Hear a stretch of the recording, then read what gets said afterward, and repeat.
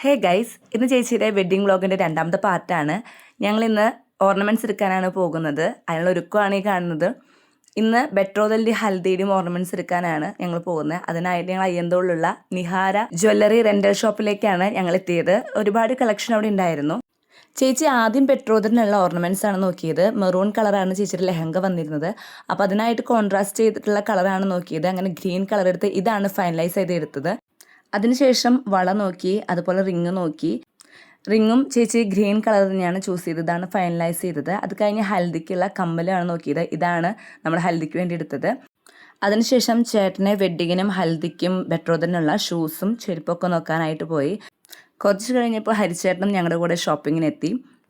Black shoe ആണ് നമ്മൾ finalise ചെയ്തത്. അതിനുശേഷം ചേച്ചിക്ക് വെഡ്ഡിങ്ങിനുള്ള ചെരുപ്പും കൂടി എടുക്കാനായിട്ട് പോയി. ചേച്ചി ഇതാണ് ഫൈനലൈസ് ചെയ്തിട്ടുണ്ടായത്.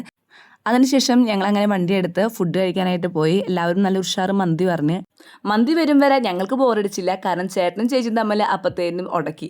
അത് വളരെ കൗതുകത്തോടെ നോക്കിയിരിക്കുകയാണ് നമ്മുടെ ഹരിച്ചേട്ടൻ. നമ്മൾ വീഡിയോ എടുക്കുന്നത് കൊണ്ട് മാത്രം അത് അവർ നിർത്തും ചെയ്ത്. അതിനുശേഷം വെഡ്ഡിങ്ങിനുള്ള കോട്ട് നമ്മൾ റെൻ്റ് എടുക്കുകയാണ് ചെയ്തത്. അതിനായിട്ട് ഭാവന വെഡ്ഡിങ് റെൻ്റൽ ഷോപ്പിലേക്കാണ് നമ്മൾ വന്നത്. പല മോഡൽ കോട്ടുകളെ ട്രയൽ ചെയ്തു. അവസാനം ഈ ഒരു വൈറ്റ് കോട്ടാണ് ഫൈനലൈസ് ചെയ്തത്. ചേട്ടൻ്റെ സൗന്ദര്യത്തിൽ മതിമറന്ന് നിൽക്കുമ്പോഴാണ് ചേച്ചി പറയുന്നത് ഈ തലപ്പാവോ ഓലക്കൊടിയും പിടിച്ച് പള്ളിയിലേക്ക് ആനയിച്ചാലോ എന്ന്.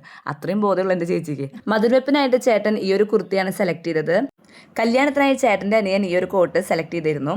അതിനുശേഷം ബില്ലടിക്കുന്ന സമയം ആനന്ദകരമാക്കാൻ ഹരിച്ചേട്ടൻ ജിഫ് ചേച്ചിയും കൂടി സ്റ്റോൺ പേപ്പർ സിസർ കളിച്ച് അങ്ങനെ ഞങ്ങൾ ബില്ലൊക്കെ അടിച്ച് വീട്ടിലേക്ക് മടങ്ങി. ഇന്നത്തേക്ക് ഇത്രയേ ഉള്ളൂ. അടുത്ത പാർട്ടിലേക്കായി വെയിറ്റ് ചെയ്യണേ. ബൈ.